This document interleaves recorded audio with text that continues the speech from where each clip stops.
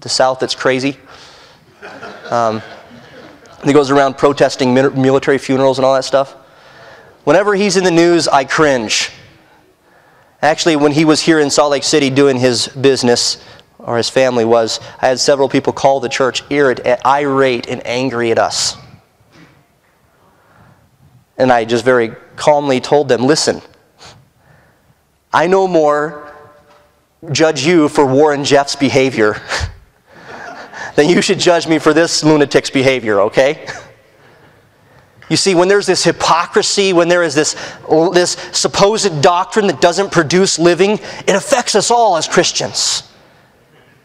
And that's why we ought to rebuke false teachers and these kinds of people, because they will affect the ministry of the gospel. Many use the accusation of hypocrisy to get their way, I know. Many people say, I will never step door, and there's hypocrites there. And my response to that is, well, if you come in, that's just one more hypocrite. None of us live it out perfectly. I know, I understand that. I know that's used as an accusation. But despite the abuse of that accusation, we must not be unwilling to realize that there often is hypocrisy within professing Christianity. And there often is hypocrisy within our own lives.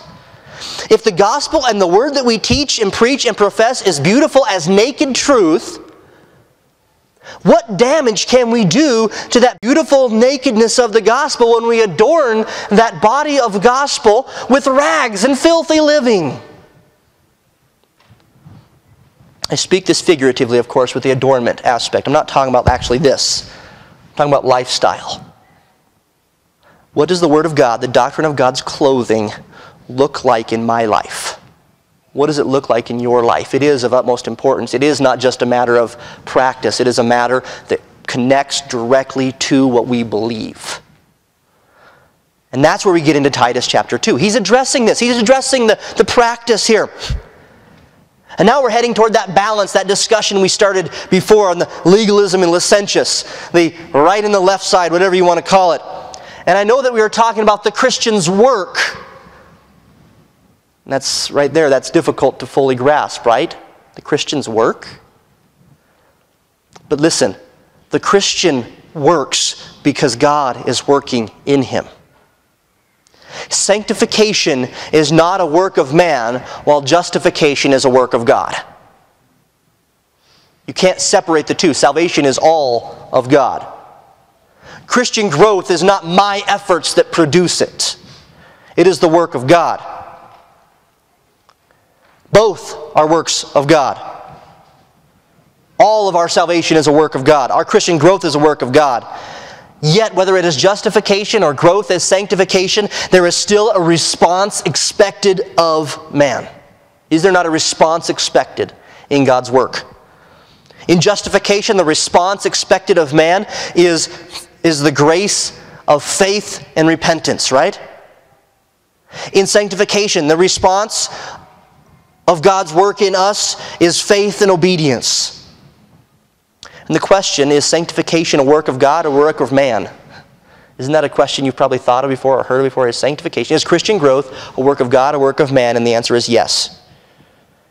It is all a work of God while He works it out through us.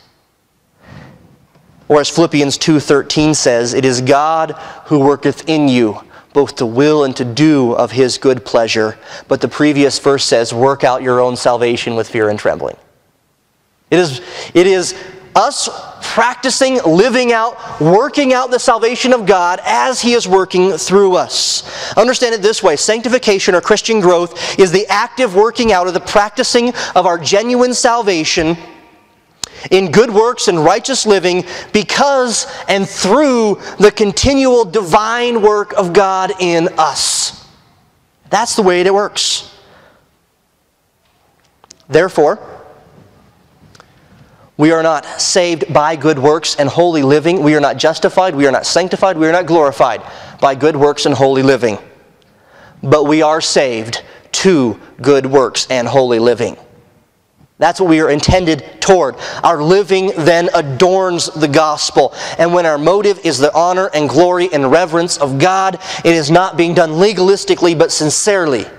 And this is grace-filled living. This is living by grace and being sanctified by grace. But don't take my word for it. Look at verse 11.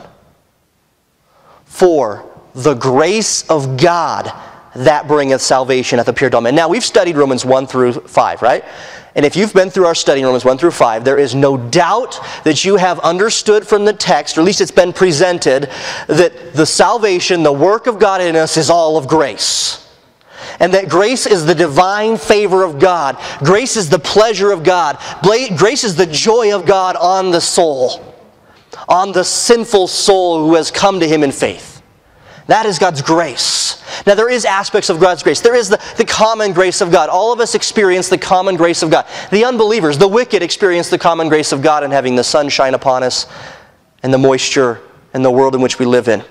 But the particular grace of God is only by the divine work of God's sovereignty in drawing a soul to Him and in delivering him and having favor on him, in rescuing him from his sin and sanctifying him and glorifying him. That is the particular specific grace of God. And that's the grace we're talking about here, not the obvious grace, not the grace that everyone experienced, but the very grace of God, the particular favor of God on those His adopted children chosen from before the foundation of the world. That is what we're talking about here. And when we consider that, verse 11 says, For the grace of God that bringeth salvation hath appeared to all men. God has shown His grace to all men, but not all are under His grace.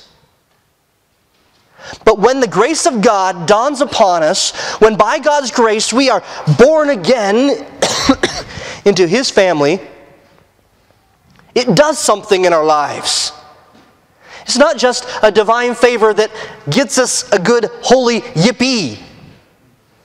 All right? This is divine favor which produces something. We know that because verse 12, notice the very first word of verse 12. What does the text say? Teaching us. What teaches us? Let's use a little grammar here, right? Take out the clauses, right? Clause is one that starts with that or who or what or which, okay? In verse 11 you have a clause, right? What's the clause? That bringeth salvation, right? That's the clause. So what's the main verb and subject? Well, funny thing, we have grace is the subject, right? Appeared. That's the subject verb. Grace appeared, and this participle reflects back on describing the subject. Grace appeared, therefore teaching. So what teaches us? Is it law? Is it rule? Is it fear? Is it condemnation? Is that what teaches a Christian? What teaches a Christian? Grace teaches the Christian. Grace teaches us. What does it teach us? Well, it teaches us that we can continue in sin that grace may abound, right? It teaches us we can do whatever we want because now we're forgiven.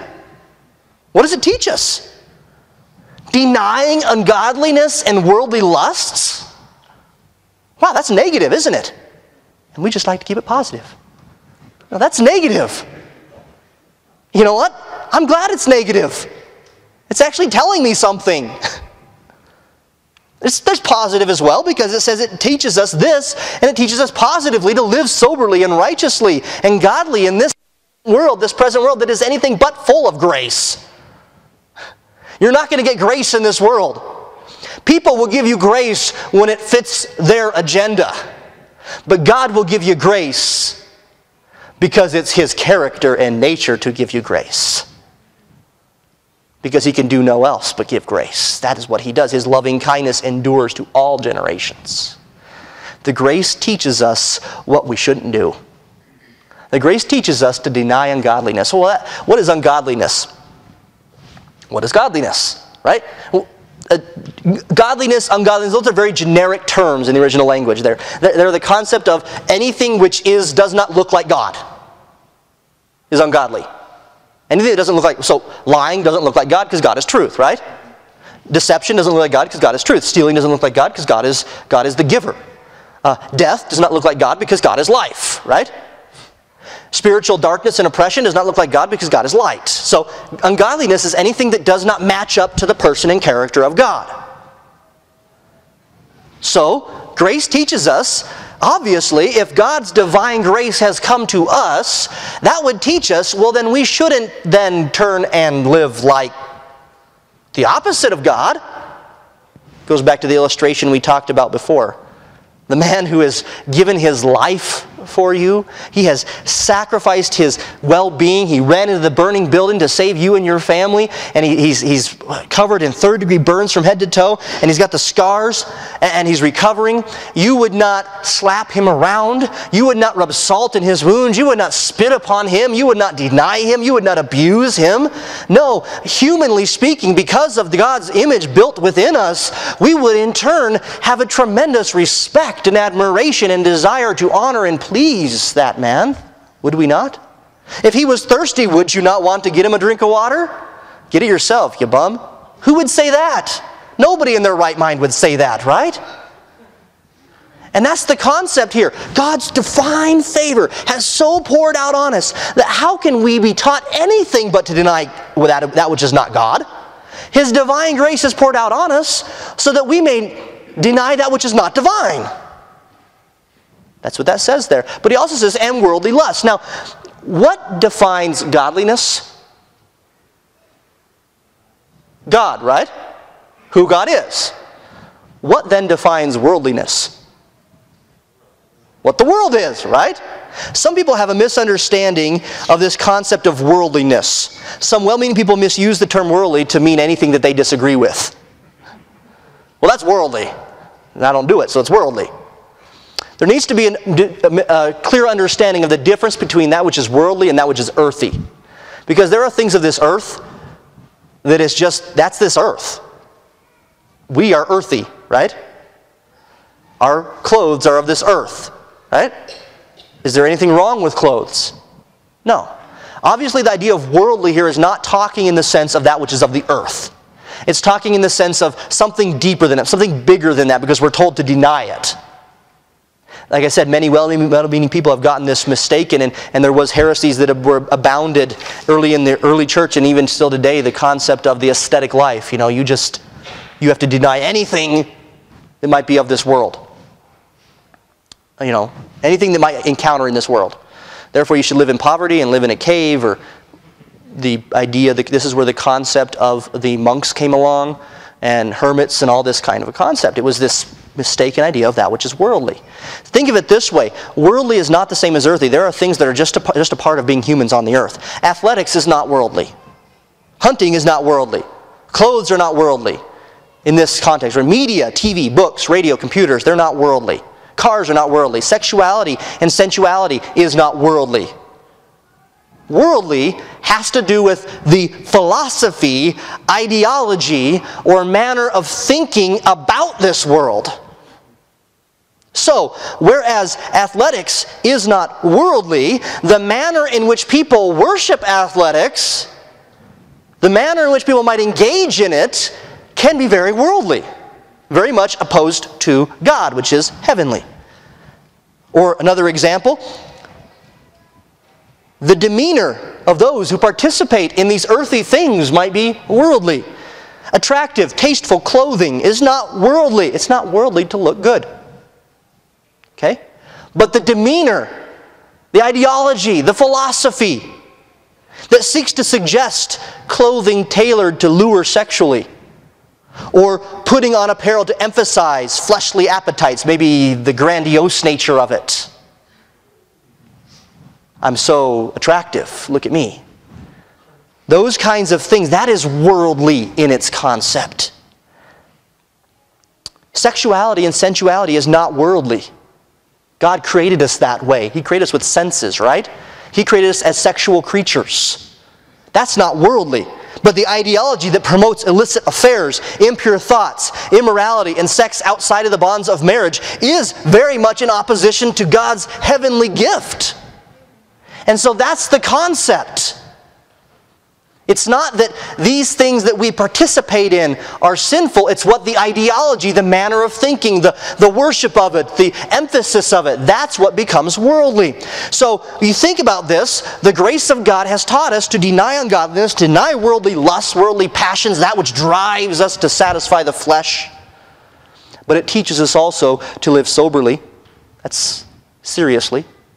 To have an earnestness about our salvation, to have an earnestness about our growth, to have an earnestness about the gospel of Jesus Christ.